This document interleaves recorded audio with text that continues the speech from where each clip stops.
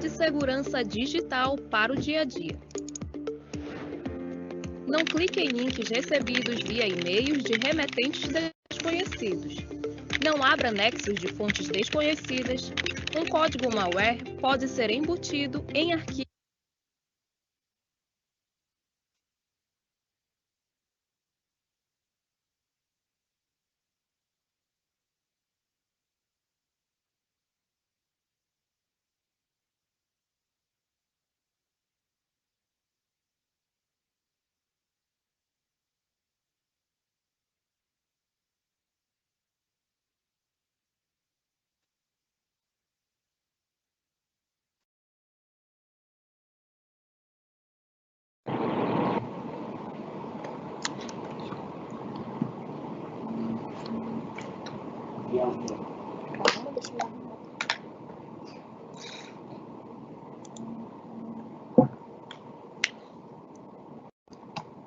Oi, gente, boa tarde. Eu sou a Tayane Mafra, faço parte da equipe de comunicação e hoje eu vou ficar aqui com vocês na moderação dessa segunda sala do dia. Mas antes da gente começar mesmo a palestra, eu vou passar alguns recados para vocês. O primeiro recado é que todos os dias, como vocês estão acompanhando, a gente tem duas salas. O link dessas salas é enviado por e-mail, mas caso você queira se antecipar, tem também no site da Prodan. Então, no site da Prodan, na página oficial do evento, você confere o link das salas. Em relação às perguntas do chat, comentários, vocês já podem fazer, a gente vai ficar observando. As perguntas a gente vai deixar para o final, para organizar a nossa apresentação. Para a gente já ir aquecendo, como vocês sabem, todos os dias dessa semana da qualidade e segurança da informação, a gente passa alguns vídeos. Hoje a gente vai passar também mais um vídeo em algum momento desta apresentação. São dicas importantes que todo mundo precisa saber. Por isso que a gente faz questão de passar todos os dias antes de cada apresentação.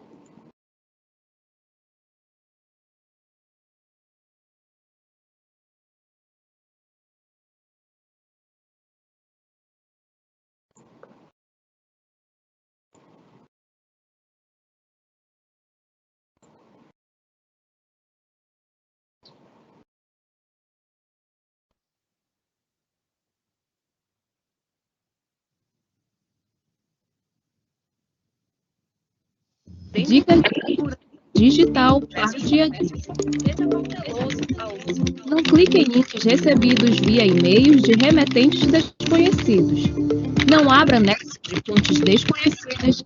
Um código malware pode ser embutido em arquivos em diversos formatos. Seja cauteloso ao usar segurança digital para o dia a dia. Sites oficiais. Não clique em links recebidos via e-mails de remetentes desconhecidos. Não abra nexos de fontes desconhecidas. Um código malware pode ser embutido em arquivos em diversos formatos. Seja cauteloso ao usar downloads da internet e prefira sempre sites oficiais. Evite a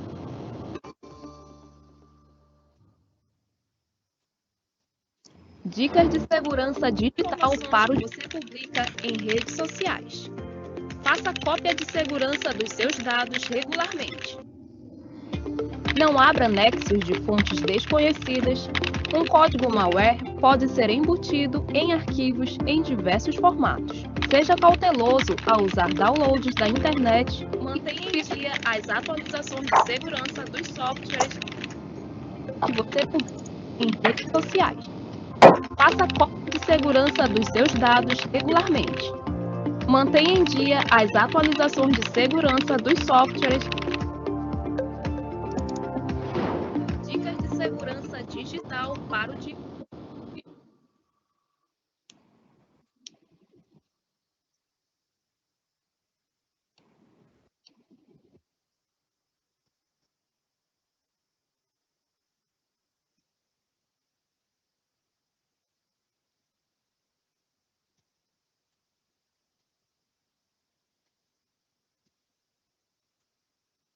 Oi, gente, agora sim.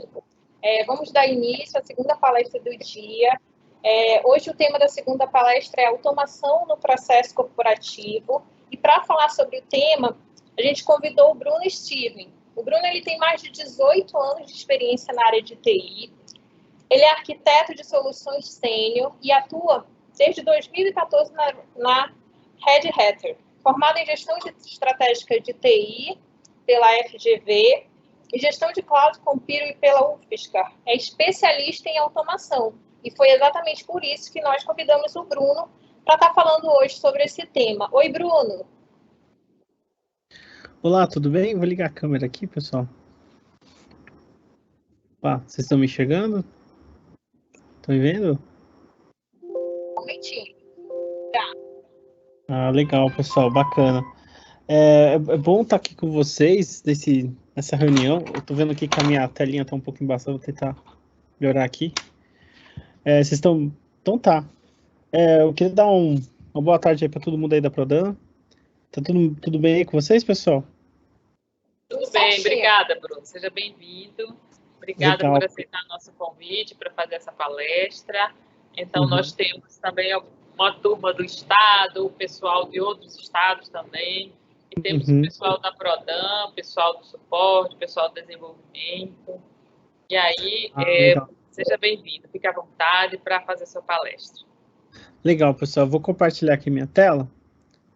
Estou só colocando aqui. Deixa eu ver aqui. Vocês estão vendo aqui uma apresentação? Sim. Legal, então. Então, pessoal, tenho uma longa jornada aí na Red Hat, em governo. Eu já atendi aqui vários clientes de governo, então o que eu quero passar aqui para vocês é mais do que uma visão do que simplesmente automação. O que eu quero mostrar para vocês aqui é a lição aprendida, o que eu aprendi nos projetos que eu trabalhei, tá bom? Então, o que eu vou apresentar para vocês hoje é basicamente em cima de como você monta uma estratégia que é efetiva para o cenário de automação dentro de um contexto corporativo, tá bom? Já passei pelo SERPRO, Dataprev, Caixa, Banco do Brasil, Banco Central, Ministério da Saúde, então quase todo o ecossistema de governo executivo, legislativo, eu já atendi, judiciário. E é interessante que nesses, quantos anos aí? 7 anos de Red Hat, deu para ver muito o que funciona, o que não funciona e quais são as abordagens que a gente pode utilizar para fazer as coisas de alguma forma funcionar melhor, tá bom? Eu vou colocar aqui o contexto, pessoal. É um contexto que eu não quero provocar ninguém, eu sei que a gente está passando por um processo difícil aí com a pandemia, mas é o contexto real, então o que eu quero abrir aqui a conversa com vocês é o seguinte, é uma pergunta, né? O que vocês... Eu peguei essa figurinha aqui de um jornal, e nesse jornal ele estava falando o seguinte, né? Quem lidera hoje a transformação da sua companhia, né? Aí a gente tinha, digamos assim, 3 opções. O CEO, o CTO ou o Covid, né?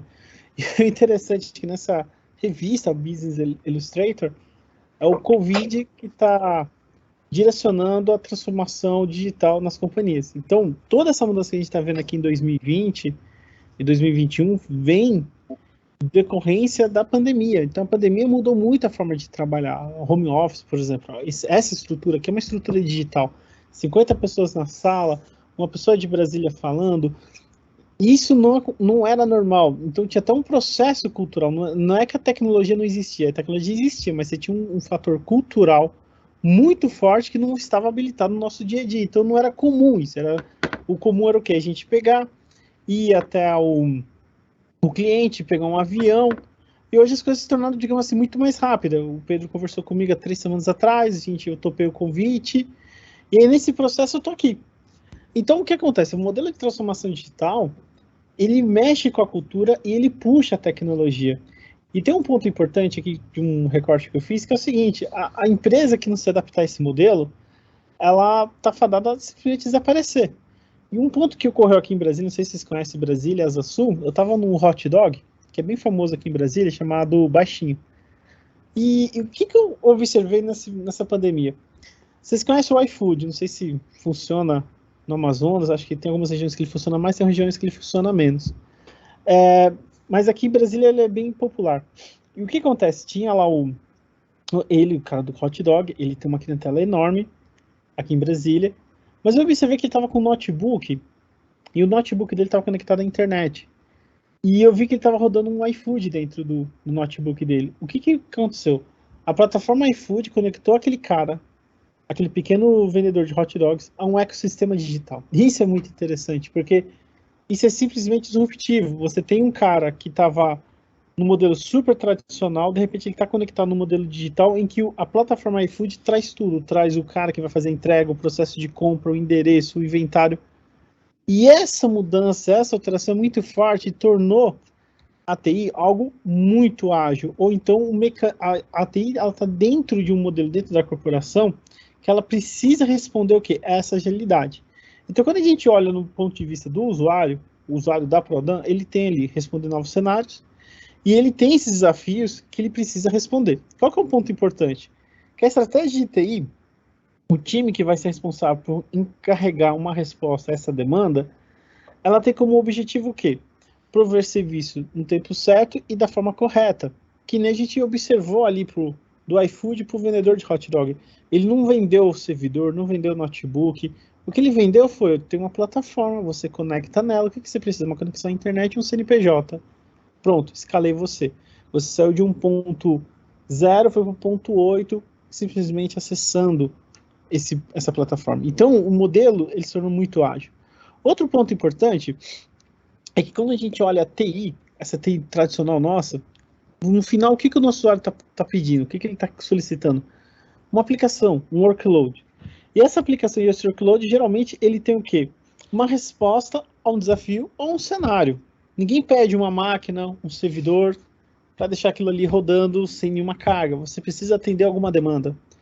O que acontece? Quando a gente teve esse modelo novo do Covid, esse modelo novo de transformação digital, exigiu das empresas uma estratégia. E essa estratégia foi adotar nuvem, adotar automação, que isso gerou um impacto, que foi o quê? Novas arquiteturas e integrar o legado com o novo.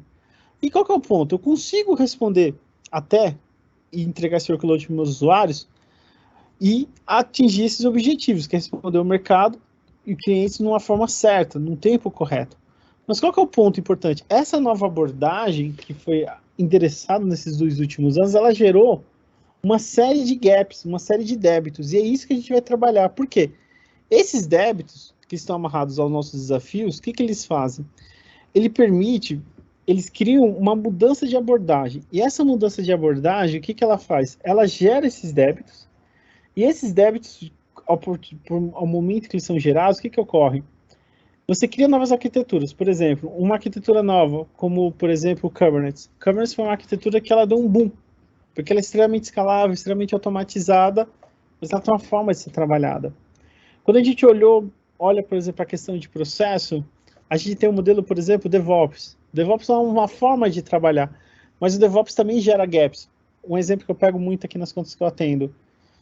O que adianta você ter um time de desenvolvimento extremamente ágil, baseado em CI/CD, com muita automação, se o time de operação não está automatizado, não está usando ferramentas de automação? Você gera só gargalo.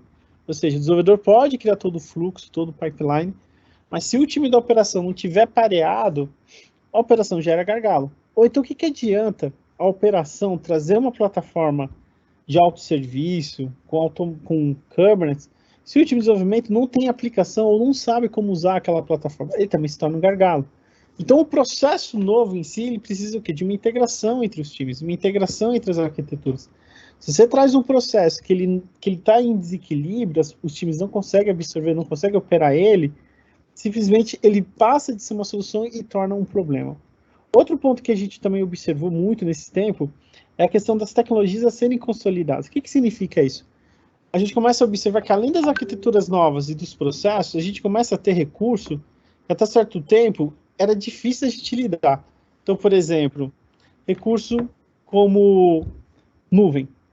Como que eu uso nuvem? Isso aqui é interessante, porque nuvem é algo novo e a gente vai aprendendo por acerto e por erro. Eu lembro que teve um projeto aqui no governo federal em que foi migrado um workload gigantesco para uma nuvem pública. E o pessoal falando que era mais rápido, escalável, tudo. E aí, quando o pessoal fez as contas, estava saindo muito caro. E aí o pessoal falou assim, cara, tá muito caro, isso aqui eu não tô conseguindo pagar, mas como que eu resolvo isso? Por que tá tão caro, né? Qual que é a causa raiz de estar caro? O que o pessoal observou? Que a causa raiz de estar caro era referente a uma questão muito fácil, que era o seguinte, que era você tá dentro de uma estrutura, de um contexto, em que você tinha ali máquinas que elas não precisavam ser desligadas, e agora elas estão sendo desligadas, entendeu? E isso aqui é um ponto muito forte, muito importante, que vai gerando o quê? Gerou um atrito para a gestão de TI. Vamos lá. Se você pega, por exemplo, uma arquitetura de uma aplicação que ela não pode ser desligada e você move aquilo para a nuvem, você está pagando aquilo 24/7. Qual que é o impacto disso a longo prazo? Se você tem uma arquitetura no seu on-premise, você já pagou e aquilo vai se depreciar. Então ele vai ficar barato a cada ciclo de ano. Na nuvem não, o investimento é contínuo. Se gerar um aumento do dólar, aquele custo aumenta também. Então qual foi a lição aprendida? Não basta você ter o recurso de nuvem. Se você não souber como consumir aquilo, ou seja, se você não tiver um componente de escalabilidade, você vai gerar gasto, você não vai conseguir usar aquilo de uma forma efetiva. E quando foi olhado para aquele projeto de nuvem, o que aconteceu? Ele se tornou um grande buraco de perda de dinheiro, porque simplesmente as aplicações que foram migradas para a nuvem, elas tinham um modelo de escalabilidade que não permitia desligar, ou seja, a aplicação nascia e morria com 10 instâncias. Todo o tempo você tinha que ter as 10 instâncias. Então isso aí foi um pênalti. Então isso aqui é muito importante para a gente conseguir mapear esses impactos, ok? E qual que é outro ponto importante, pessoal? Que a gente tem que mudar a forma de como a gente vai absorver esse impacto. E esse impacto vem dessa mudança de abordagem. Então, o que acontece? A gente tem um impacto que é gerado pela estratégia de TI, ok? Que são gerados novos problemas, como integração, falta de qualificação, sobrecarga operacional, ou seja, o time já não tinha qualificação para determinadas tecnologias, agora ele tem que aprender as novas tecnologias sem a qualificação. Sobrecarga operacional, adaptar processos e integrar as arquiteturas. Outro ponto importante é que quando a gente olha a situação como um todo, a gente vê, eu tenho uma mudança de abordagem que gerou problema. Aí faço uma pergunta, será que a solução não virou um problema maior que o problema original? Será que ter ido para a nuvem, ter usado o processo de DevOps, isso não gerou mais dor de cabeça do que eu tinha anteriormente? E essa é uma pergunta muito importante a ser feita, porque quando a gente começa a ultrapassar o limite do benefício da adoção da tecnologia. E aí o que ocorre? A gente precisa fazer uma preparação. Imagina essa preparação como se fosse um para-choque, que é o quê? Eu criar recursos, criar uma estratégia que eu consiga, primeiro, habilitar novas capacidades. Se eu crio um novo processo, eu tenho que entender aonde aquele processo vai ser impactado. Ou seja, se eu coloco um processo de automação, aonde é o impacto daquele processo de automação dentro do meu sistema? Se eu trago uma arquitetura Kubernetes, uma nuvem pública para dentro da minha arquitetura convencional, como que isso impacta? E aí que vem um ponto importante, é muito forte quando a gente começa a fazer o processo pelo mapeamento, ou seja, eu tenho que mapear os processos, eu tenho que mapear as arquiteturas, porque só assim, mapeando a arquitetura, mapeando o processo, mapeando onde eu estou, eu vou conseguir gerar algo muito importante que é qual? Que é definir o meu as-is. O que a gente chama de as-is na arquitetura corporativa? O como está. Isso é muito importante. Então, eu vou fazer uma mudança. Ok, vou mudar uma abordagem. Mas antes de mudar a abordagem, eu preciso entender o quê? Como está? Qual que é a fotografia do estado atual? Ok, como que é o processo? Agora, o que eu preciso virar? Qual que é o futuro? Qual que é o meu objetivo? Porque aí, quando eu faço esse movimento, eu consigo identificar, pessoal, aquilo que não funciona. A partir do momento que eu identifico aquilo que não funciona, eu consigo gerar do outro lado também aquilo que funciona. Então, esse aqui é um ponto muito importante, porque aquilo que não funciona, geralmente, eu corrijo, eu elimino. E aquilo que funciona, eu mantenho. E, pessoal, pasmem, é corriqueiro projetos que começam a matar aquilo que funciona e deixam aquilo que não funciona. Esse é o problema de a gente estar fazendo uma conferência, né, que eu queria estar olhando para o rosto de vocês agora. Quantos aqui já não deve ter pegado um processo, um projeto, em que você matou a criança e ficou cuidando da água ali, né? Você joga a criança e fica o resto. Então, esse é um ponto muito importante. Quando a gente consegue observar o as-is e o to-be, a gente começa a mapear o quê? O que está funcionando e o que está dando errado. Mas o mais importante é identificar o quê? E gerar o quê? Gerar um roadmap. E o roadmap é um plano estratégico que ele vai ajudar a gente a mapear onde a gente está, para onde a gente quer chegar, mas com fases. Ou seja, fase do ano 1, ano 2021. Quais são os objetivos de 2021?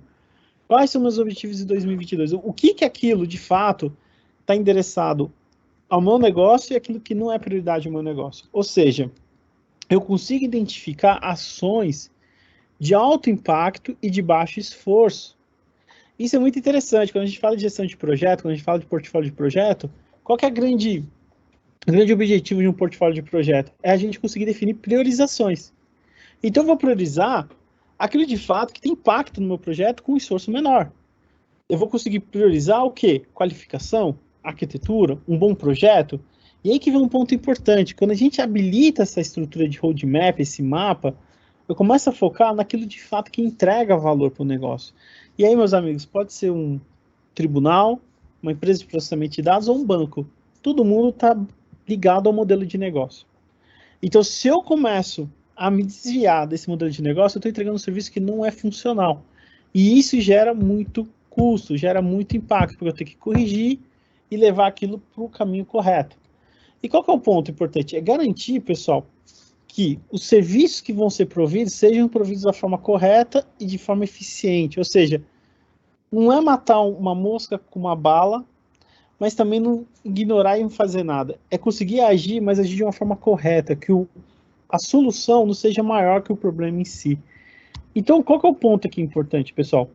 Quando a gente fala da automação, ela é um recurso que ela tem muito valor estratégico. Por quê?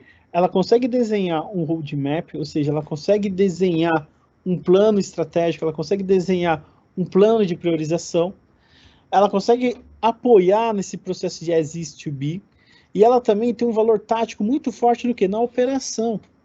Ou seja, se eu tenho todo um valor estratégico aqui, ou seja, eu já defini quais são meus objetivos, quais são meus quick wins, o que está funcionando, o que não está funcionando e como corrigir. Mas se eu não criar as ferramentas, se eu não criar a operação na ponta, eu não viabilizo o projeto. Então, por isso que a automação é um recurso tão importante. Por quê? Ela é um recurso que ela sai do valor estratégico e consegue atravessar até o valor tático. Então, ela está sempre em voga. Ela não é só um processo tecnológico. Ela também é um conceito em que a gente está muito ligado ao valor tático e ao valor estratégico da TI. Ok? Então, qual que é um ponto importante aqui, pessoal? É identificar agora as barreiras. Quais são as barreiras? As barreiras do valor tático. Então, quando a gente pega, por exemplo, um processo de automação, a gente tem alguns bloqueios, tá? Quais são os bloqueios? Curva de aprendizado, política de compliance, lock-in, arquitetura e pessoas. Basicamente, são esses 5 maiores problemas. Vou dar um exemplo aqui para cada um. Curva de aprendizado é um problema grande quando eu disponibilizo uma arquitetura de automação, mas ela é muito complexa. Então, o que isso gera? Poucas pessoas participam, poucas pessoas aprendem. Políticas de compliance é a própria estrutura burocrática que está envolvida, isso seja público ou privado, no qual o processo não está muito bem desenhado, e quando você vai automatizar, você começa a observar que você vai começar a tocar em várias áreas. E as áreas não dialogam, e você impede o processo. Lock-in é um ponto também comum que ocorre muito, que é o seguinte: eu tenho um componente dentro do meu processo de orquestração que ele não é passível de ser orquestrado automatizado, ou seja, eu tenho que colocar uma ferramenta do fabricante, só com essa ferramenta do fabricante eu vou conseguir orquestrar, ou seja, você vai ter 2 ferramentas de automação, 2 iniciativas de automação, 2 iniciativas de treinamento, isso gera um esforço duplamente maior. Um outro ponto importante são pessoas. Esse aqui é um fator muito grande, porque pessoas trazem cultura, trazem sua bagagem. Então, entender o que as pessoas pensam, o que está acontecendo com cada indivíduo é um ponto importante. E o outro problema é a questão da arquitetura, né? Ou seja, como é que aquela arquitetura dialoga com outra, como que ela gera evidência para a gente conseguir fazer uma integração maior. Então, isso aqui é o que eu chamo de barreiras no processo de automação. Então, eu vou escolher aqui 2 para a gente dar uma aprofundada aqui. Qual que é? A curva de aprendizado e pessoas. Quando a gente fala de pessoas, é que é bem interessante essa fotografia. Se vocês olharem para essa fotografia agora, vocês vão ver um rosto de um homem ou uma mulher de costas. O que significa isso? É o dilema que toda a corporação vive, que é o ponto de vista diferente. Ou seja, a cultura de um cara de desenvolvimento é diferente da cultura da operação, que é diferente do time de redes, que é diferente do cara de negócio, que é diferente do cara de projeto. Por quê? Cada um tem seu objetivo diferente. O cara de operação quer o sistema no ar. O cara de desenvolvimento quer trazer receita. O cara de segurança quer o quê? Manter o ambiente estável, seguro, sem criar muitos alarmes. Então, o que acontece? Você precisa criar uma linguagem comum. Então, imagina o mundo que a gente vive hoje, 2021, se não tivesse a língua inglesa, se não tivesse o chinês. Como que as pessoas iam se comunicar em toda essa vastidão de pessoas e objetivos? Então, a linguagem não é que ela vai resolver o problema de conflitos entre as pessoas, mas é uma ponte. Então, quando eu tenho uma linguagem entre as pessoas, entre os silos, eu consigo fazer um intercâmbio de ideias, de ponto de vista. Outro ponto importante é quebrar a curva de aprendizado. Por quê? A curva de aprendizado é o seguinte: se eu tenho uma ferramenta que só eu tenho, que só eu domino ela, então eu vou ser o responsável por ela. Então vamos imaginar o seguinte: vamos imaginar um setor de um órgão público, e esse setor do órgão público trabalha, por exemplo, com uma ferramenta como o SEI. Vamos imaginar o SEI, tá? E dentro desse setor tem 10 pessoas. Mas dessas 10 pessoas, apenas uma pessoa domina o SEI. O que vai acontecer em curto prazo? Tudo que for referente ao SEI, que aquele setor é responsável, vai cair uma pessoa. Aquela pessoa vai se tornar o quê? Um gargalo para o setor. Então, quando a gente fala desse processo, significa o quê? Que você gera gargalos quando você tem o quê? Uma curva de aprendizado muito alta, porque só um vai dominar. E aquele um vira o quê? O gargalo. Se ele tirar férias, o processo para. Se ele fica doente, o processo para. Se ele ficar muito ocupado, o processo para. Então, isso é um desafio muito grande. E outro ponto importante, o sentimento de pertencimento. Isso é muito importante. Por quê? Se eu não domino aquela tecnologia, se eu não consigo interagir com você, o que vai ocorrer? Eu me afasto. E aí que vem um problema, pessoal. Quando você olha para um órgão público, para uma empresa, o custo do indivíduo, o valor de vida é muito alto. Então você não pode deixar as pessoas excluídas, você tem que trazer ela. Às vezes aquela pessoa que está ali no canto, que é o cara mais antigo, está na TI ali há 30, 20 anos, ele tem toda uma experiência, uma forma de ver a TI, que é um valor imensurável. Mas se você não consegue trazer ele para dentro do ciclo, ele se afasta e você perde valor, você perde conhecimento. Então, qual que é o ponto aqui? Eu crio uma linguagem comum para criar pontos. Eu crio algo simples para que as pessoas possam participar, elas sentirem que elas pertencem a esse projeto, a algo. Pertencem à Prodan. Então, é linguagem comum e quebrar a curva de aprendizado, para gerar o sentimento de pertencimento. Ok, feito isso, eu consigo criar equipes mais motivadas, equipes que conseguem interagir melhor e pontes entre essas equipes. Beleza. Vou dar um exemplo aqui prático do que eu estou demonstrando para vocês. Isso aqui é um playbook de uma ferramenta Ansible, ok? Isso aqui, se tiver alguém da TI aqui, começar a ler, ele vai observar que isso aqui é bastante simples. O que essa linha que está em vermelho significa? É o título de uma tarefa. Então, se eu pegar aqui, ó, o nome dessa tarefa é o quê? Instalar um pacote, se ele estiver presente. O nome da segunda tarefa é copiar um arquivo se ele estiver presente, e a terceira tarefa é instalar. Eu preciso ser um especialista para entender o que está acontecendo aqui? Não. Basta ler. Se eu fizer uma leitura aqui humana, eu consigo entender minimamente o que aquela tarefa está executando. Outro ponto importante, hosts, web. Isso aqui é um inventário, onde aquele host vai ser configurado. Outro ponto aqui importante, variáveis. Então aqui, ó, isso aqui é var de variável. Então eu tenho uma variável HTTP underline port que tem um valor 80. Ok. Opa, tenho aqui outra instrução. Eu tenho um campo chamado yum, eu tenho um negócio chamado name. Ou seja, tudo está descritivo. Então o que eu estou fazendo aqui? Eu estou criando uma linguagem que é humana, que é de leitura humana, que ela é de fácil, ou seja, eu estou criando aqui as pontes de intercomunicação. Ou seja, o cara que vai mexer com um playbook Ansible, ele necessariamente não precisa ser um expert em Linux, ele tem que entender como a ferramenta funciona. Então, se ele quer instalar um pacote, ele sabe que ele tem que usar yum. E o yum, ele tem que ter um nome para o pacote. Então, ele pensa, módulo yum, nome do pacote name, ou nome do pacote é HTTPD, o parâmetro é name. Eu quero instalar a última versão, então eu ponho estado, o quê? Último. Ou seja, tem uma lógica bastante simples por detrás disso. Eu tenho que copiar um arquivo HTTPD para um servidor de destino. Vou usar um módulo copy, que vai ter uma pasta de origem e uma pasta de destino no servidor de destino. Eu quero garantir que o serviço sempre esteja inicializado. Então, eu vou trabalhar com o módulo de serviço, o nome do serviço vai ser HTTPD e o estado é inicializado. Então, não é algo complexo você montar uma linguagem comum.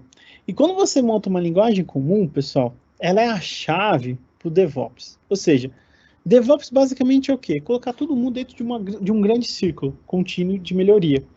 Mas para eu colocar esse ciclo, eu tenho que colocar uma linguagem comum. Se eu colocar para cada parte do ciclo, uma linguagem diferente, eu vou ter bloqueadores. Então, a informação ela nunca vai ser igual do ponto que ela saiu do ponto de destino dela. Então, a linguagem é um papel fundamental para essa estratégia. Explicando para vocês de forma mais técnica como o Ansible funciona. O conceito dele é bastante simples. Você tem dentro dele o playbook, que é escrito em YAML, que ele é humanamente muito fácil de ser lido, não é uma linguagem de máquina. Você tem a estrutura de módulos do Ansible, que ela faz, digamos assim, um papel pesado, ou seja, se eu quero orquestrar um recurso de uma nuvem Amazon, um VMware, um OpenStack, ele consegue fazer a abstração daquela tecnologia e, através dos parâmetros dele, fazer a orquestração. A questão também de plugins, que é uma forma de eu fazer uma extensão ao playbook, ou seja, trabalhar com o inventário dinâmico, fazer uma integração com uma ferramenta de monitoramento, de telemetria.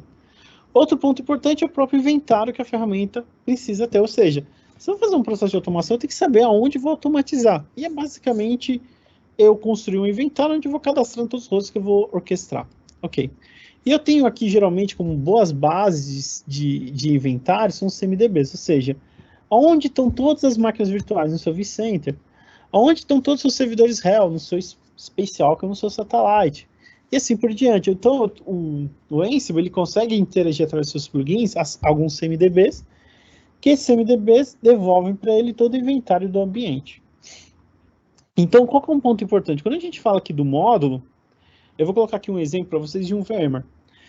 Esse exemplo aqui ele é bastante simples e fácil, como que o Ansible consegue fazer a abstração da arquitetura VMware. Então, quando eu pego aqui como exemplo, ó, eu olho aqui, por exemplo, esse módulo, VMware Guest, eu estou parametrizando o nome do vCenter, o usuário para conectar no vCenter e o guest que eu quero trabalhar.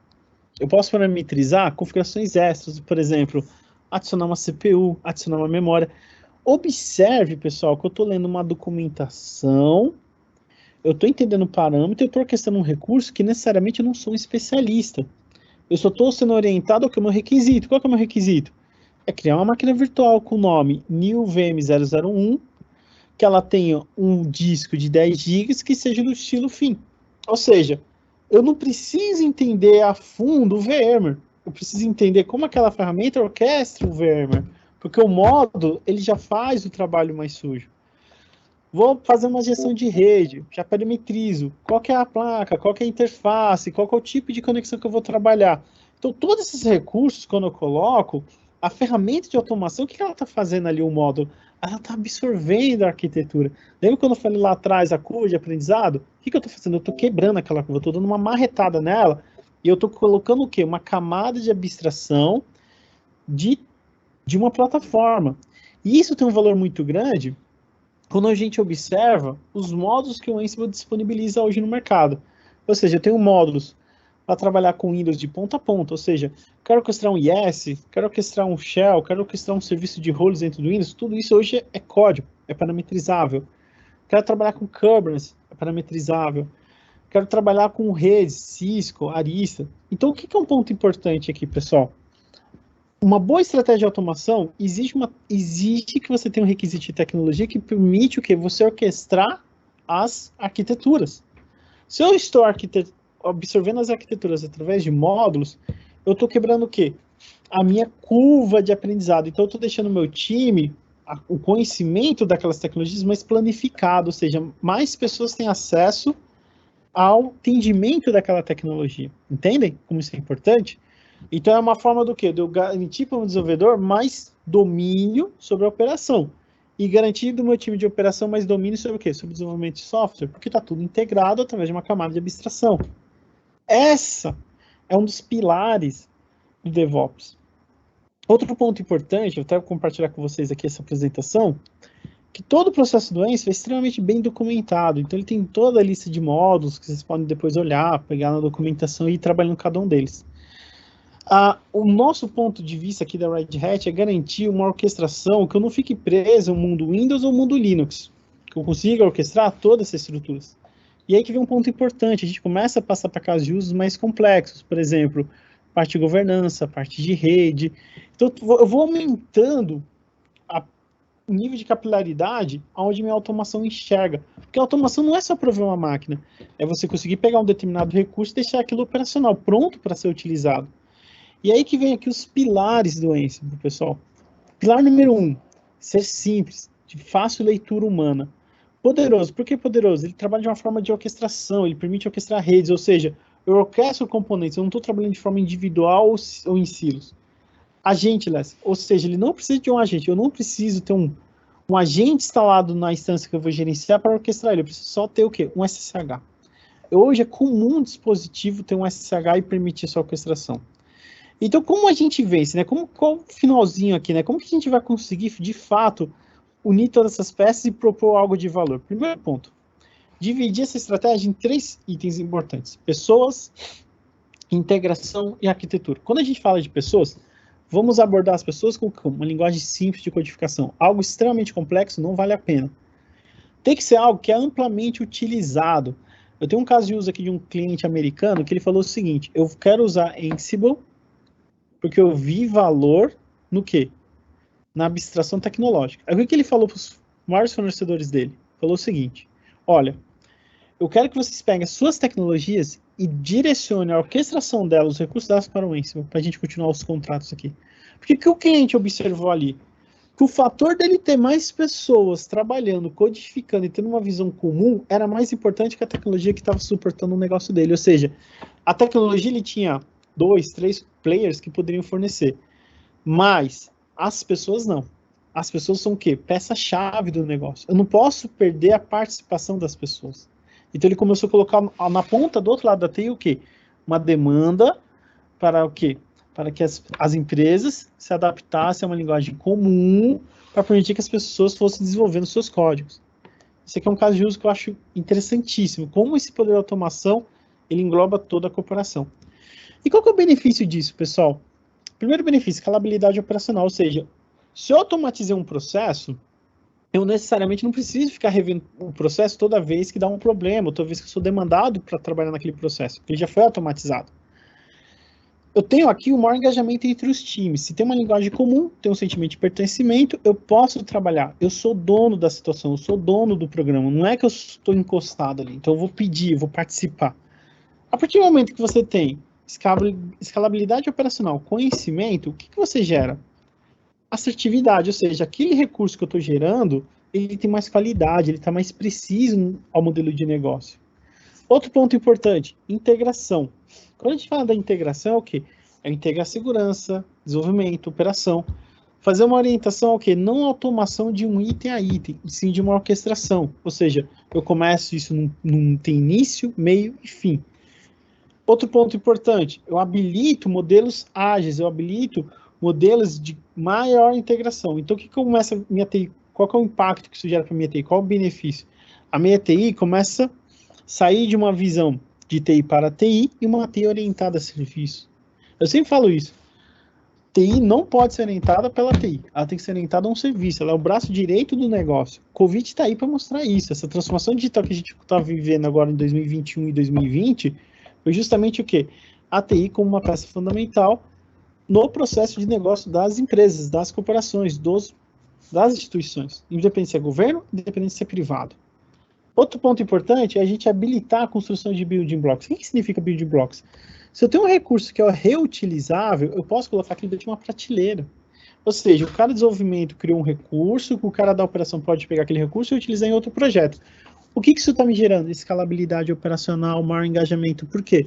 Se eu encontrar uma falha, um problema, uma melhoria, eu aviso o coleguinha lá do lado, ó, eu estou fazendo aqui um comentário, uma inserção, uma melhoria que esse código aqui seu vai ficar mais rápido, vai ficar melhor, ou então vai ser uma dor de cabeça, mas está tendo o quê? Uma conversa. Por que eu falei dor de cabeça?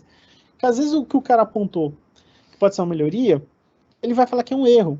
E tá tudo bem, porque o cara tem o direito de opinar e falar, ó, esse aqui tá legal, esse aqui tá errado, e eles vão interagindo. Não fica aquela coisa top-down, não mexe aqui que o negócio é meu.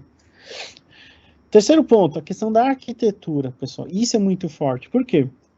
Se eu crio um modelo de automação que é centralizado, uma arquitetura escalável, não apenas um ponto de vista de tecnologia, mas de processo e pessoas, o que eu gero do outro lado?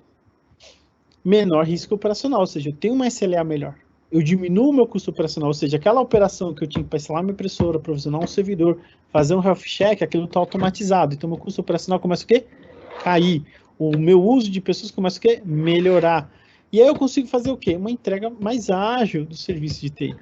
Esse é um ponto muito importante, e eu chamo isso aqui do quê? Dos pilares de como vencer dentro de um processo de automação. Pessoas, integração e arquitetura. Ok, como que isso funciona no modo mais prático, tá? Então, eu consigo habilitar aqui pessoas, habilitem uma arquitetura, habilitem um processo de integração. Ok, a partir do momento que eu faço isso, eu tenho uma sustentação do modelo de automação. Qual que é o grande impacto disso? Quando eu puxo essa camada, as arquiteturas que vierem caindo, VMware, Amazon, Cloud privada, Kubernetes, eu vou gerar um processo de automação, e esse processo de automação ele me gera o quê? Padronização. Eu não consigo automatizar aquilo que não é padronizado. Exemplo, vai no McDonald's e fala, tira o Pix. Seu sanduíche vai demorar pelo menos 3 vezes mais do tempo. Então, se eu gero padronização, eu gero eficiência. Aquilo que está fora da padronização, eu trato como débito. Vai ser a longo prazo, eu vou checar aquilo depois, não é prioridade. Então, isso me habilita o quê, pessoal? Opa. Aqui, tá bom? Como é que é? Obrigada. Oli, se quiser soltar Oi? Opa, o microfone está aberto. Então, pessoal, eu vou continuar aqui. Então, o usuário consegue gerar o quê? O autosserviço. E esse autosserviço é um ponto muito importante, porque ele vai dar para o seu usuário na ponta um recurso muito importante para ele conseguir fazer o quê?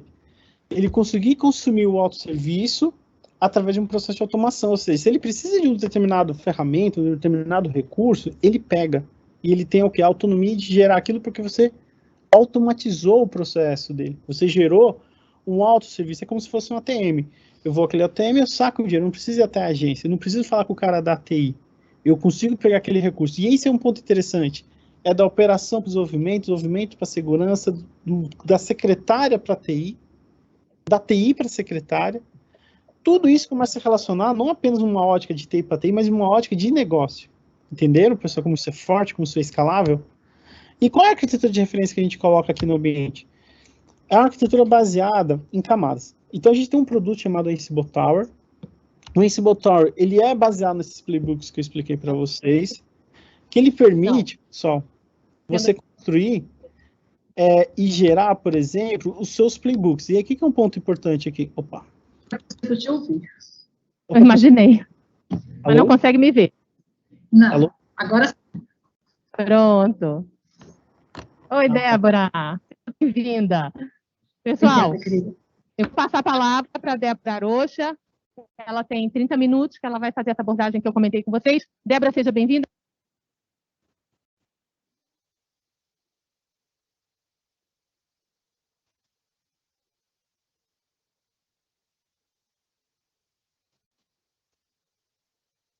Pessoal, posso continuar aqui? Oi, gente, só um minuto aqui, a gente vai já... A gente teve interferência, desculpa. Isso, é só para ver se estava todo mundo acordado mesmo, hein? A gente vai já voltar para a apresentação. Tá. Prontinho. Posso voltar lá, pessoal? Isso, compartilhe a apresentação de novo, por favor, Bruno. Tá, deixa eu ver aqui qual que é o botão. Ah, tá. Vocês estão vendo aqui a tela? Vou colocar. Estão vendo aí a tela, pessoal? Isso, prontinho. Beleza, então. Então temos uma arquitetura de referência. Como funciona essa arquitetura de referência? Essa arquitetura de referência ela é baseada no Ansible Tower, que é uma solução da Red Hat. Então o que ela permite? Ela permite que você insira os playbooks através de um repositório Git. E aqui que é um ponto importante. Essa solução ela tem uma camada que a gente chama de RBAC. O que significa isso? É você definir os níveis de acesso do processo de automação. Ou seja, se eu tenho alguém que está cuidando da parte de banco de dados, eu tenho credenciais que são específicas para o time de banco de dados.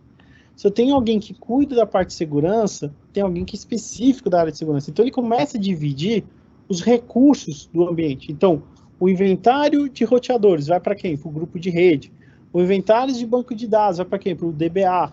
Então, ele permite que a gente evite o que a gente chama de problemas operacionais de uma área influenciar na outra área.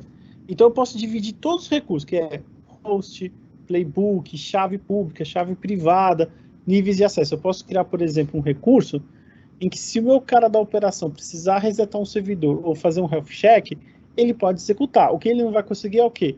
Abrir o playbook e modificar ele. Entenderam? Outro ponto importante dessa abordagem é a questão de dar conhecimento e dar visibilidade ao processo. Isso é muito importante. muita coisa que a TI faz é uma caixa preta. Tá na cabeça da pessoa. Nem documentado tá. Se olhar a documentação, ela tá atrasada. Porque não tem tempo. Não é porque a pessoa é ruim. Então, quando eu monto um processo de infraestrutura como código, um IAC, o que eu estou habilitando? Conhecimento e visibilidade. Visibilidade da arquitetura, conhecimento de como eu faço aquilo. Então, o conhecimento vai para quem? Para a instituição, para a Prodan.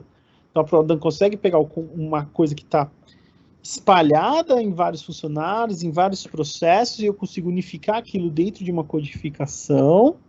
E aí, aquele processo de codificação, a partir do momento que ele está centralizado no repositório, permite que as pessoas peguem aquilo, interagem e comecem a produzir. Que é o quê? A curva de aprendizado. Ou seja, se eu criar uma curva de aprendizado baixa, se eu criar um treinamento bom e criar um sentimento de pertencimento, as pessoas começam o quê? Compartilhar conhecimento.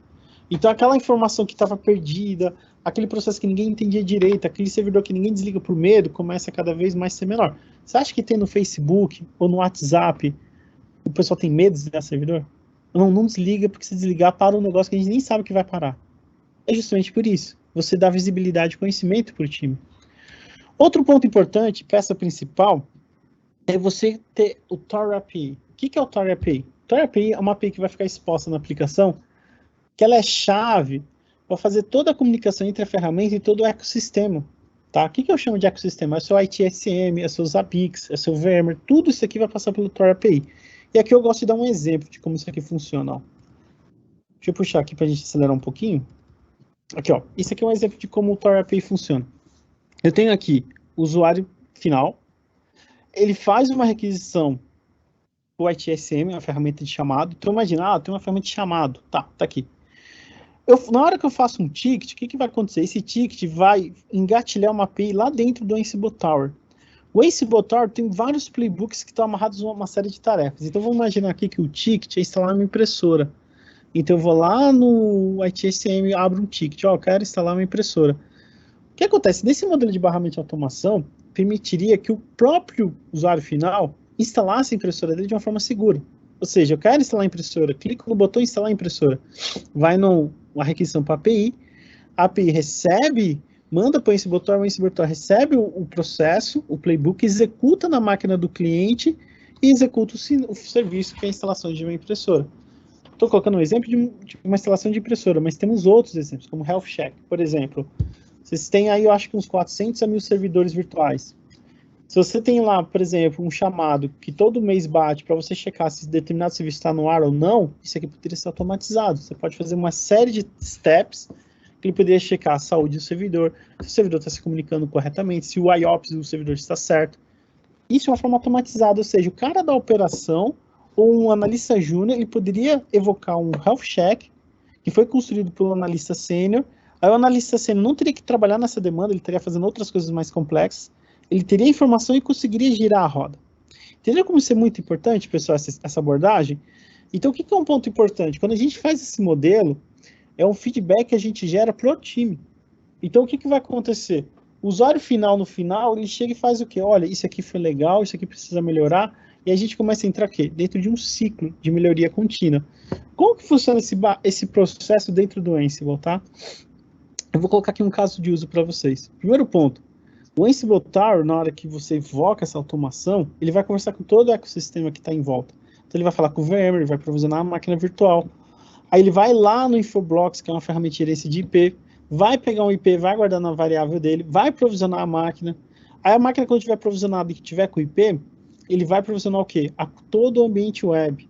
Provisionou o ambiente web, que é registro de DNS. Criou o registro de DNS, vai lá e configura o balanceador de carga. Configurou o balanceador de carga, vai lá e configura o file. Ou seja, todo esse processo é o que a gente chama de um processo de barramento de automação. Ou seja, eu evoco uma ação via REST API, que ela evoca toda uma cadeia de ação e eventos. E isso é a beleza, porque cada uma dessas linhas aqui, pessoal, é um time.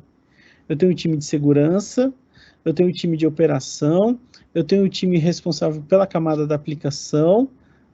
Todo mundo está o quê? Unido. Cada um fez um pedaço. Então, eu só consigo entregar essa big picture aqui se eu tiver todas as pessoas alinhadas, falando a mesma coisa, engajadas iguais e com o mesmo sentimento de pertencimento. Então, como que um barramento de automação funciona? Primeiro, ele permite que os usuários consigam conectar o portal do serviço integrado ao Ansible Tower e prover desde nuvem pública até no ambiente on-premise. Ele permite que a sua TI seja orientada a serviço, e aí que vem um ponto muito importante.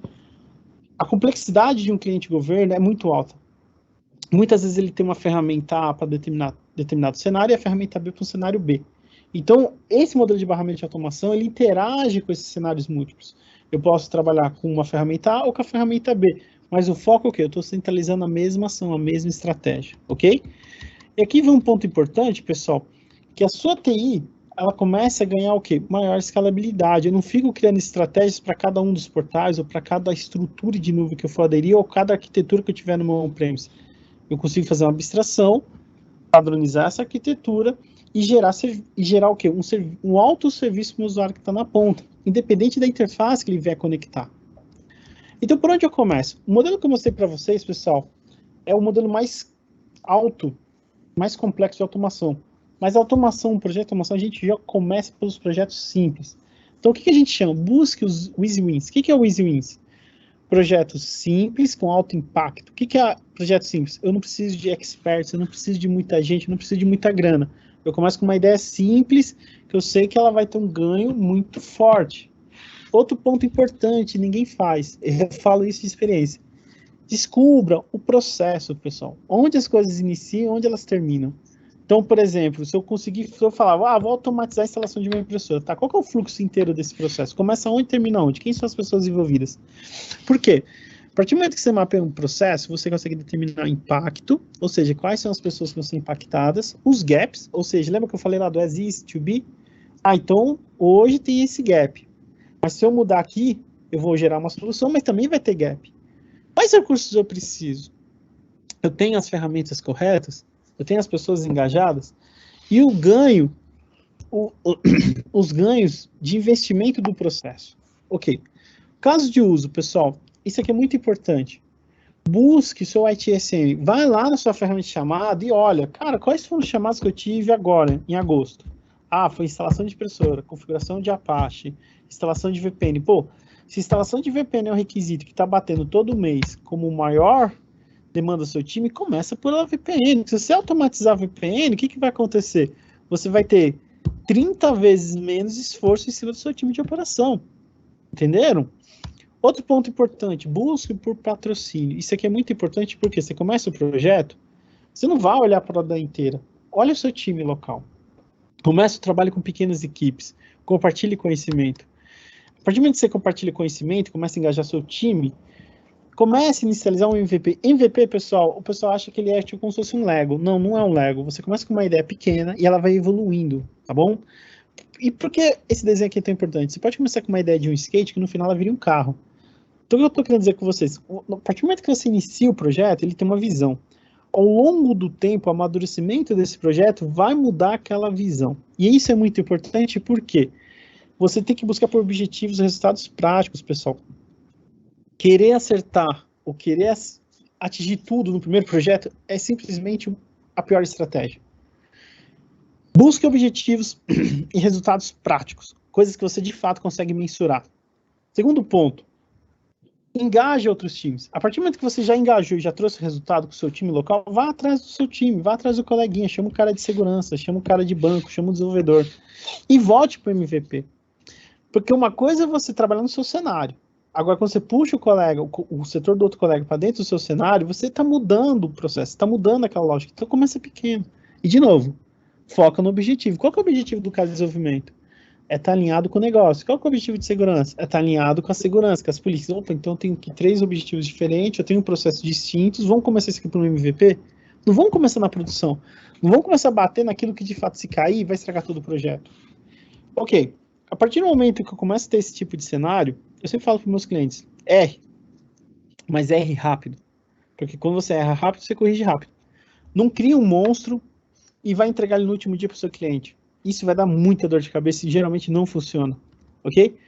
E aí, quando a gente habilita esse pensamento de errar e corrigir, a gente está habilitando o quê? A melhora contínua. Então, todo o ciclo pode ser melhorado sempre, ok? Outro ponto importante, pessoal, crie indicadores. Isso é muito importante. O pessoal não faz isso e o projeto de automação fica uma coisa como se fosse um papo de doido. Por quê? Não tem um indicador. O cara que é o executivo, o diretor de área, ele precisa ter alguma coisa palpável, tangível, tá bom? Então, você vai falar de automação, o que vai acontecer? Primeiro, identifica o processo. Quantas vezes aquele processo é repetitivo? É repetido todo mês? 50 vezes. E o ano? Umas 500 vezes.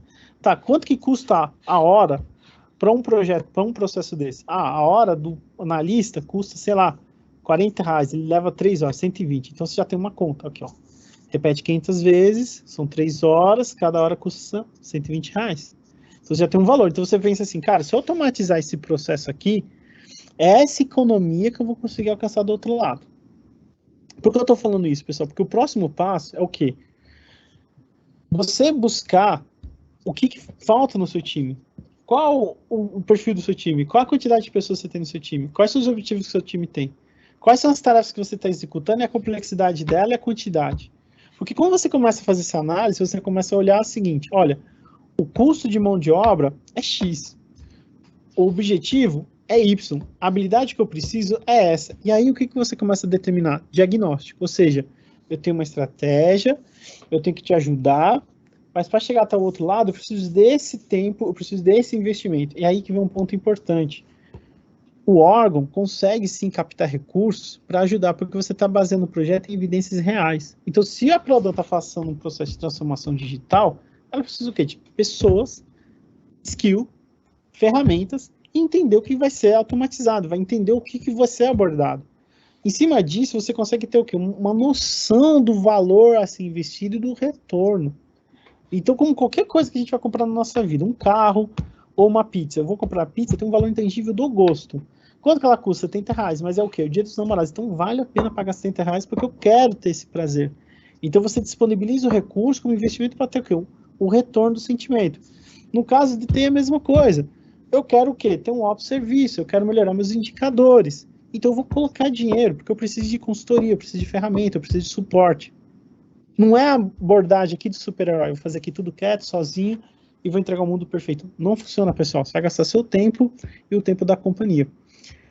E aí, por que eu estou falando isso? Porque quando a gente abre a cabeça um pouco, começa a trabalhar em cima de números, em cima de indicadores, não apenas de tecnologia, a gente começa a falar uma linguagem de negócio que falta para o time de TI às vezes, que é você falar o retorno de investimento. E isso é um ponto importante.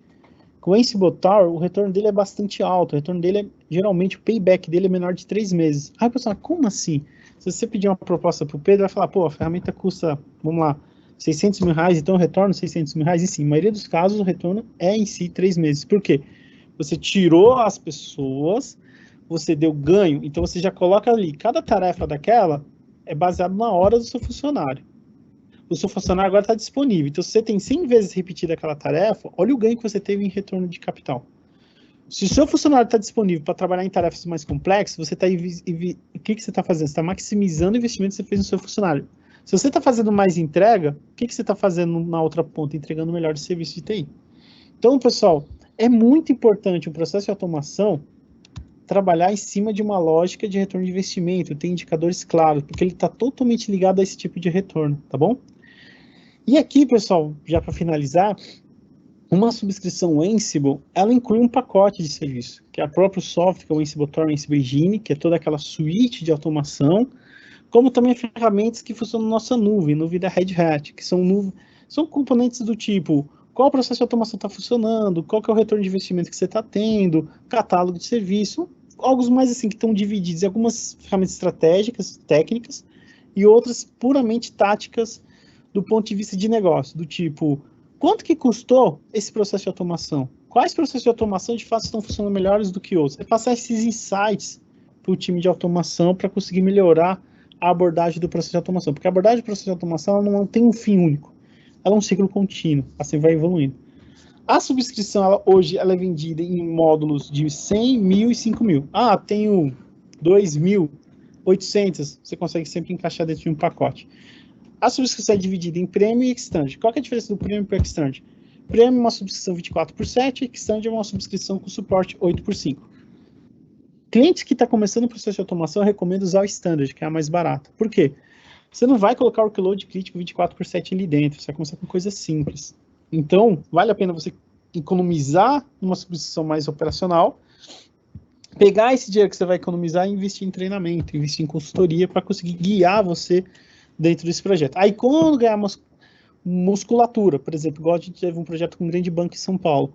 Saímos de 4.000 tickets pagos por ano para apenas 300. Ou seja, o cara pagava todo ano, no final, 4.000 tickets. Ele está pagando só 300, porque os outros 3.000 tickets foram todos automatizados. Ou seja, ele tem ali, no mínimo, 4.000, 5.000 pessoas fazendo uso da ferramenta. Então, ela não pode cair.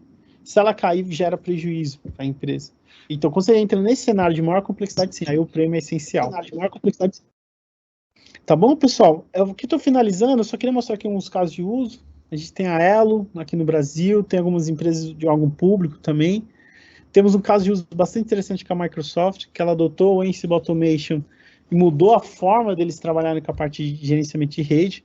E eu gosto de colocar esse caso de uso da Microsoft, porque assim, quando você tem um concorrente que usa a sua tecnologia e vê valor na sua tecnologia, é que a gente transbordou, passou daquela linha da tecnologia, a gente está indo para um fator mais complexo, mais importante, que é o quê? Aquilo que me dá retorno, aquilo que me dá valor. Então, eu sempre coloco esse caso de uso, porque o Ansible da Red Hat provou um valor muito forte até para os seus concorrentes.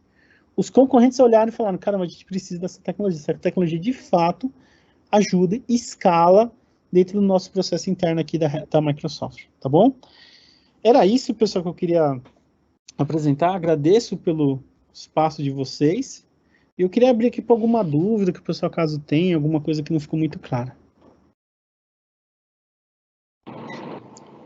Oi, Bruno. A gente tem sim pergunta, eu vou ler para você. Eu vou já passar também algumas instruções também para quem está nos assistindo. Deixa eu logo ler a pergunta, que aí você vai respondendo. É possível fazer a orquestração ponta a ponta, desde a área de negócio até a publicação de um requisito em produção, acompanhando todo o processo? Sim. A gente tem um caso na Caixa que a gente fez algo parecido com isso. Você tinha uma ferramenta que era o input do usuário, em que ele colocava o que ele queria de requisitos de sistema, requisitos de negócio, e aí o Ansible Authority ele era uma ferramenta meio, e ele conseguia fazer o processo orquestrando várias outras ferramentas que estavam dentro desse sistema, dentro desse processo, entendeu? Mas a resposta é sim. Mapeando o processo e os componentes tecnológicos, se a gente for conectar com o Ansible, tiver uma API ou tiver uma forma de ser orquestrado, sim, você consegue fazer o recurso de ponta a ponta. Essa é a ideia principal do Ansible, é você sempre fazer algo ponta a ponta. Não é fazer meio, ter o humano e o humano faz o resto. Boa pergunta. Eu até esqueci, Bruno, ele até colocou aqui que ele achou a palestra ótima, deu parabéns. Lília, você tem alguma pergunta? Não, só agradecer. Realmente, a palestra é muito interessante, abre assim as ideias, né? E temos alguns grupos já trabalhando na empresa com DevOps, não tem um aprofundamento nos ambientes, mas eu acho que o pessoal do desenvolvimento, se tiver mais alguma pergunta específica, já que conhecem o nosso ambiente, até onde a gente avançou e o que a gente precisa, né, do ponto de vista de pessoal e de processo para avançar nisso, pode fazer algum comentário aqui. Enquanto o pessoal se prepara, eu gostaria de dar alguns recados. Para quem está acompanhando o nosso chat, viu que agora a gente fez uma publicação dos links de uma pesquisa que a gente está fazendo de auditoria de imagem. O que a gente pede? Que você que está acompanhando as palestras desde segunda-feira, se você já respondeu essa pesquisa, essa auditoria de imagem, encaminhe agora para o seu colega, para as pessoas que você conhece, ela é aberta tanto para os nossos clientes, para a sociedade e para os nossos colaboradores. Então, se você não respondeu a pesquisa, por favor, responda. É bem rápido e é muito importante para a Prodan que você responda essa pesquisa. Lembrando também que amanhã nós temos o encerramento da Semana da Qualidade e Segurança da Informação da Prodan. Então, amanhã a gente vai dedicar o dia inteiro, a tarde inteira, na verdade, para falar de qualidade. Serão 2 palestras. De novo, o link dessas palestras já está no site, para garantir que ninguém perca. A gente vai mandar também por e-mail, mas a gente vai mandar amanhã de manhã. Né? Então, amanhã tem a palestra da Socorro Nery, Estratégias para a Gestão do Conhecimento Organizacional. A Socorro é da Prodan. E temos uma segunda palestra que é sobre o envolvimento das pessoas através da ISO 9001-2015. Essa palestra será feita pelo consultor Manuel Belém. Então, só deixa eu verificar aqui no chat, a gente tem mais uma interação. Deixa eu ver se Só um minutinho.